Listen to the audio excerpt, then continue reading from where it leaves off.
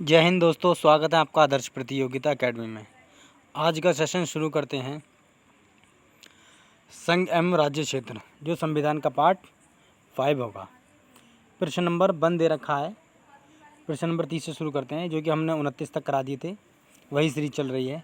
कि भाषाई आधार पर सर्वप्रथम किस राज्य का गठन किया गया था? राजस्थान, आंध्र प्रदेश, मध्य प्रदेश या कर्नाटक? तो इसका सही उत्तर हमारा क्या हो जाएगा? ऑप्शन नंबर बी इसका सही हो जाएगा, आंध्र प्रदेश। ठीक। प्रश्न नंबर 31 की बात की जाए तो 31 में दे रखा है कि आंध्र प्रदेश एक भाषाई राज्य के रूप में गठित किया गया था। कब किया गया था? वर्ष 1950 में, वर्ष 1953 में, वर्ष 1956 में या वर्ष 1961 में? तो इसका सही उत्तर ऑप्शन नंबर सी इसका सही हो जाएगा। ठीक है, वर्ष 1956 में आंध्र प्रदेश एक भाषाई राज्य के रूप में गठित किया गया था। ठीक है।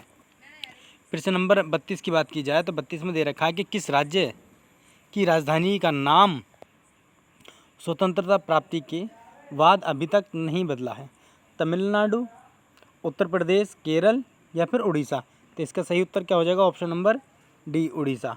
उड़ीसा जो है क्या बोलते हैं, राजधानी का नाम अभी तक स्वतंत्रता प्राप्ति के बाद अभी तक नहीं चेंज हुआ है, बदलाव वही का वही है। ठीक है। प्रश्न नंबर 33 की बात की जाए तो 33 में दे रखा भाषाई आधार पर राज्यों का पुनर्गठन किस वर्ष किया गया था? 1947, 1951, 1956 या 1966? तो इसका सही उत्तर हो जाएगा ऑप्शन नंबर हमारा सी इसका सही हो जाएगा। ठीक है, 1956। ठीक है, सही उत्तर उसका 1956 हो जाएगा। प्रश्न नंबर 34 की बात की जाए तो 34 में दे रखा है कि वर्ष 1956 में राज्यों का पुनर्गठन करने से क्या गया था? सही इसका उत्तर क्या हो जाएगा? तो मैं इसका सही उत्तर बता दूंगा, ऑप्शन नंबर इसका सी सही हो जाएगा। 14 राज्य तथा 6 संघ राज्य क्षेत्र थे। ठीक है, 1956 में राज्यों को पुनर्गठन करने से जो है 14 राज्य और 6 संघ राज्य क्षेत्र बने थे। ठीक। प्रश्न नंबर 35 की बात की जाए तो 35 में दे रखा है कि भारत के संविधान का अनुच्छेद 371 किसे असाधारण विशेषाधिकार प्रदान करता है? नागालैंड, मिजोरम, मणिपुर या सिक्किम? तो इसका सही उत्तर क्या हो जाएगा हमारा, बताएं 35 का? तो 35 का हो जाएगा ऑप्शन नंबर ए ही सही हो जाएगा हमारा। ठीक है, नागालैंड इसका सही उत्तर हो जाएगा। ठीक।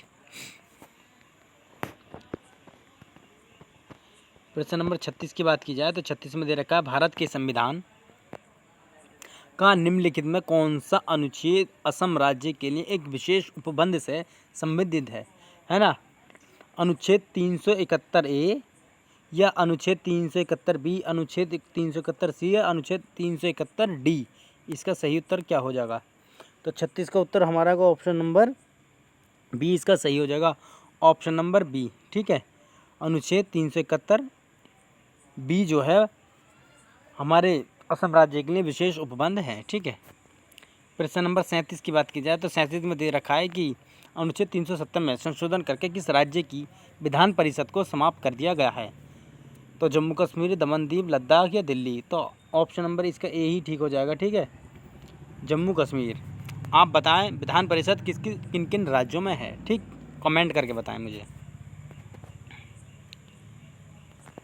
प्रश्न नंबर 38 की बात की जाए तो 38 में दे रखा है निम्नलिखित में से किसके माध्यम से सिक्किम भारत संघ का सह राज्य बना? 36वां संविधान संशोधन अधिनियम 1975 या 7वां संविधान संशोधन अधिनियम 1956 या फिर 35वां संविधान संशोधन 1974 या फिर 5वां संविधान संशोधन अधिनियम 1955? तो इसका सही उत्तर क्या होगा मुझे बताएं 38वें का? तो 38 का उत्तर ऑप्शन नंबर सी इसका सही हो जाएगा हमारा। 35वां संविधान संशोधन अधिनियम 1974 से जो था हमारे सिक्किम भारत का संघ सह राज्य बना। ठीक। प्रश्न नंबर 39 की बात की जाए तो 39 में दे रखा है कि भारत के संविधान के अनुच्छेद 371 में निम्नलिखित में किस राज्य का उल्लेख नहीं है? महाराष्ट्र, मध्य प्रदेश, गुजरात या कर्नाटक? तो इसका सही उत्तर हमारा क्या हो जाएगा? किसका उपबंध नहीं है? ठीक, तो ऑप्शन नंबर 20 का सही हो जाएगा, मध्य प्रदेश इसका हमारे संविधान 371 में इस राज्य का उपबंध नहीं है। ठीक, अब दूसरी साइड लगा देते हैं। प्रश्न नंबर 40 की बात की जाए तो 40 में दे रखा है कि निम्नलिखित में से किस संशोधन अधिनियम के तहत भारत संघ में सिक्किम को पूर्व राज्य के रूप में सम्मिलित किया गया? 31वां, 36वां, 37वां या फिर 38वां? तो 40 का सही उत्तर हमारा क्या हो जाएगा? तो ऑप्शन नंबर बी ही इसका सही हो जाएगा, 36वां। ठीक है, ऑप्शन नंबर 20 का सही हो जाएगा 40 का। प्रश्न नंबर 41 की बात की जाए तो 41 में रहेगा सिक्किम भारत का एक राज्य बनाया गया। कौन सा? 30वें संविधान संशोधन के अंतर्गत, 32वें संविधान संशोधन के अंतर्गत या 35वां संविधान संशोधन के अंतर्गत या फिर 42वें संविधान संशोधन के अंतर्गत? तो सही उत्तर क्या हो जाएगा 41वें का? तो ऑप्शन नंबर हमारा सी सही हो जाएगा। 35वें संविधान संशोधन के अंतर्गत सिक्किम को भारत का एक राज्य बना दिया गया। ठीक। प्रश्न नंबर 42 की बात की जाए तो 42 में दे रखा है कि सिक्किम को किस वर्ष भारतीय संघ में संयुक्त राज्य के रूप में शामिल किया गया था? 1971, 1972, 1974 या 1975?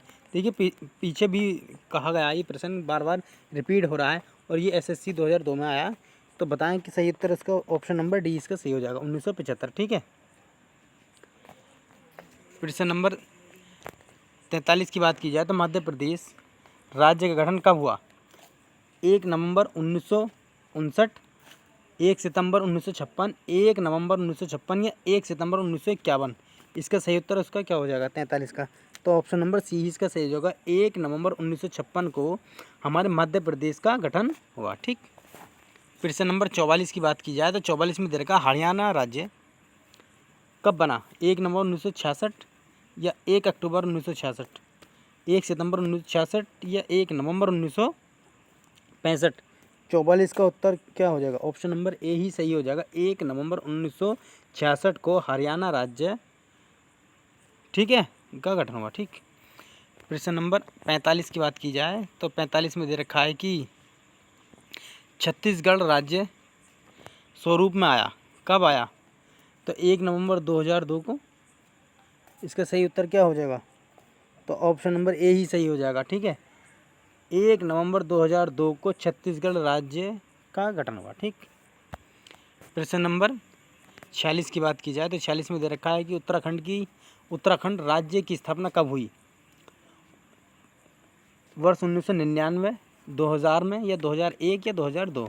तो ऑप्शन नंबर बी ही इसकी सही हो जाएगा। ठीक है, ये हमारे उत्तर प्रदेश से काट करके उत्तराखंड को बनाया गया था 2000 में। ठीक। प्रश्न नंबर 47 की बात की जाए तो 47 में दे रखा है कि दिए गए राज्यों का भारत संघ के संपूर्ण राज्य का दर्जा प्राप्त होने का सही कालक्रम अनुसार कौन सा है? कौन सा सही होगा 47 का? तो 47 का हो जाएगा ऑप्शन नंबर हमारा क्या हो जाएगा?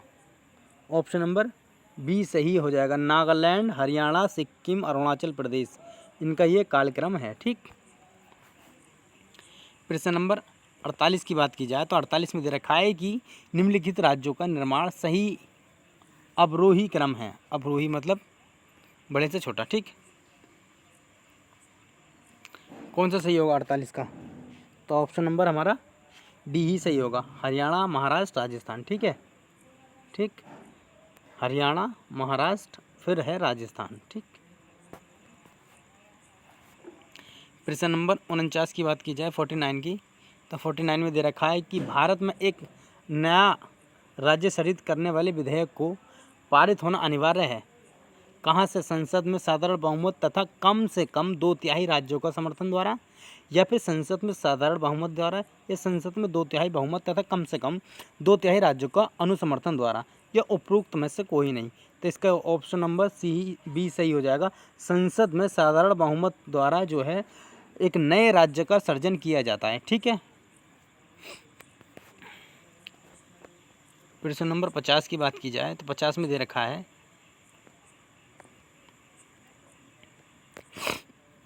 एक राज्य को संघ में सम्मिलित करना अथवा नए राज्यों की स्थापना करने के लिए कार्यपालिका शक्ति निम्नलिखित में किस में प्राप्त है?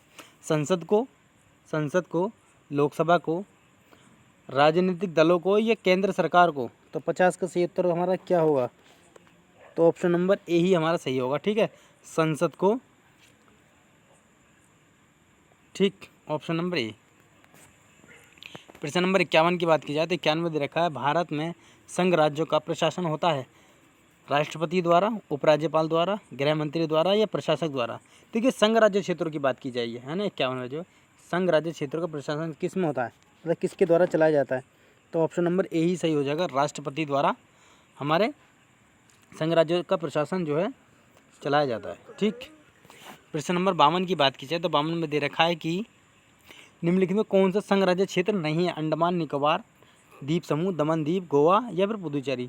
तो ऑप्शन नंबर सी इसका सही हो जाएगा। ठीक है, ये राज्य है, बाकी सब संघ राज्य क्षेत्र हैं। ठीक। 52। प्रश्न नंबर 53 की बात की जाए तो 53 में दे रखा है, निम्नलिखित में कौन संघ राज्य क्षेत्र में शामिल नहीं है, लक्षद्वीप, दादर नगर हवेली, पुदुचेरी, नागालैंड।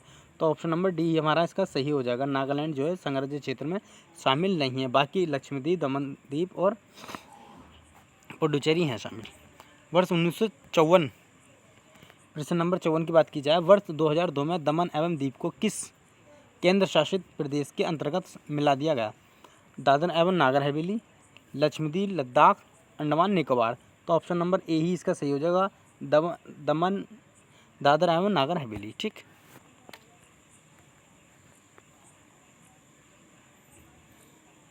प्रश्न नंबर 54 तो हो गया। ठीक। 55 की बात करते हैं।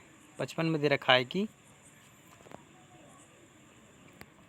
मूलभूत, जिसे कहते हैं मौलिक अधिकार का प्रमुख उद्देश्य है समाज के समाजवादी ढांचे को बढ़ावा देना, व्यक्तिगत स्वतंत्रता को सुनिश्चित करना, न्यायपालिका की स्वतंत्रता को सुनिश्चित करना, या उपरोक्त सभी को सुनिश्चित करना। तो ऑप्शन नंबर हमारा क्या हो जाएगा, बी ही सही हो जाएगा, व्यक्तिगत स्वतंत्रता को सुनिश्चित करना। ठीक है, बी हमारा सही हो जाएगा। प्रश्न नंबर 56 की बात की जाए तो 56 में दे रखा मौलिक अधिकार की प्रकृति क्या है, वाद योग्य, अवाद योग्य, लचीले या कठोर। तो देखिए मौलिक अधिकार की प्रकृति कैसी है ना, तो 56 के ए सही हो जाएगा, वाद योग्य है। ठीक, मौलिक अधिकार हैं ये, मौलिक कर्तव्य नहीं है, तो ए ही सही हो जाएगा। ठीक है। प्रश्न नंबर 57 की बात की जाए तो भारतीय संविधान में मूलभूत अधिकार किस संविधान से लिए गए हैं, मूलभूत अधिकार। ठीक है, अमेरिका से, यूके से, संघ सोवियत जिसे रूस बोलते हैं, ये इनमें से कोई नहीं। तो 57 का सही उत्तर ऑप्शन नंबर ए ही हमारा हो जाएगा, अमेरिका से लिए गए हैं। ठीक है। प्रश्न नंबर 58 की बात की जाए तो 58 में दे रखा है कि निम्नलिखित में संविधान के किस भाग में मौलिक अधिकारों का उल्लेख किया गया है, किस भाग में, भाग 4, भाग 4 का, भाग 3 या भाग 2। तो इसका सही उत्तर आ जाएगा ऑप्शन नंबर सी सही है। ठीक है, भाग 3 में। प्रश्न नंबर 59 की बात की जाए तो 59 में दे रखा है कि प्रारंभ में कितने मौलिक अधिकार दिए गए थे। देखिए प्रारंभ की बात कीजिए तो ऑप्शन नंबर बी ही इसके सही हो जाएगा, 7 थे। ठीक, अब जो है 6 रह गए।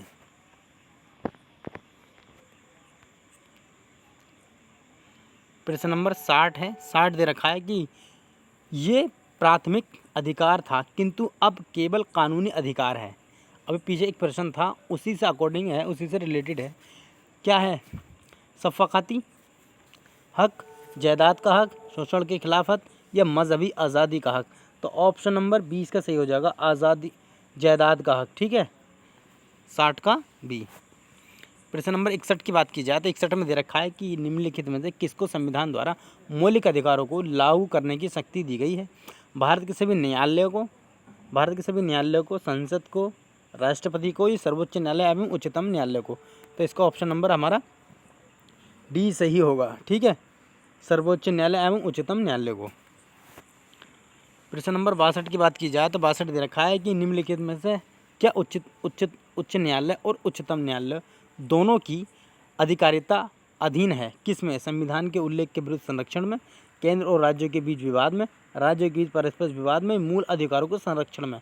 तो 62 का क्या सही उत्तर हो जाएगा, 62 का, तो 62 का डी ही सही हो जाएगा, मूल अधिकारों के संरक्षण में। ठीक है, ऑप्शन नंबर डी इसका सही हो जाएगा। प्रश्न नंबर 63 की बात की जाए तो 63 में दे रखा है कि मूल अधिकारों से संबंधित मामला निम्नलिखित में से कौन सा है, गोलकनाथ बनाम पंजाब राज्य 1967, पश्चिमी बंगाल बनाम भारत संघ 1963, या शर्मा बनाम कृष्ण 1959 या बम्बई राज्य बनाम वलसारा। तो इसका सही उत्तर क्या हो जाएगा? तो ऑप्शन नंबर ए ही सही है, गोलकनाथ बनाम पंजाब राज्य 1967 मूल अधिकारों से संबंधित है। ठीक, प्रश्न नंबर 64 की बात की जाए तो 64 में दे रखा है कि समाज में समानता के होने का एक निहितार्थ ये है कि उसमें विशेषाधिकारों का अभाव है, अवरोधों का अभाव है, प्रतिस्पर्धा का अभाव है, या विचारधारा का अभाव है। तो सही उत्तर इसका क्या हो जाएगा 64 का? तो 64 ऑप्शन नंबर ए ही सही हो जाएगा, विशेष अधिकारों का अभाव है ना। प्रश्न नंबर 65 की बात की जाए तो 65 में दे रखा है कि भारत में मताधिकार और निर्वाचन होने का अधिकार है। मौलिक अधिकार, नैसर्गिक अधिकार, संवैधानिक अधिकार या फिर विधिक अधिकार। तो इसका ऑप्शन नंबर हमारा सी ही सही हो जाएगा, संवैधानिक अधिकार। ठीक, प्रश्न नंबर 66 की बात की जाए तो 66 में दे रखा है संविधान के किस अनुच्छेद में कानून का समान संरक्षण प्रावधानित है? ठीक है, अनुच्छेद 12, अनुच्छेद 13 या अनुच्छेद 14 या फिर अनुच्छेद 15। तो इसका सही उत्तर क्या हो जाएगा? संविधान के किस अनुच्छेद में कानून का समान संरक्षण? 66 का। तो 66 का ऑप्शन नंबर सी हो जाएगा। ठीक है, ऑप्शन नंबर 14, विधि के समक्ष समानता का अधिकार। ठीक है, प्रश्न नंबर 67 की बात की जाए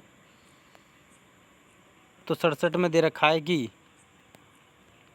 निम्न में कौन सा जोड़ा अनुकूल नहीं है?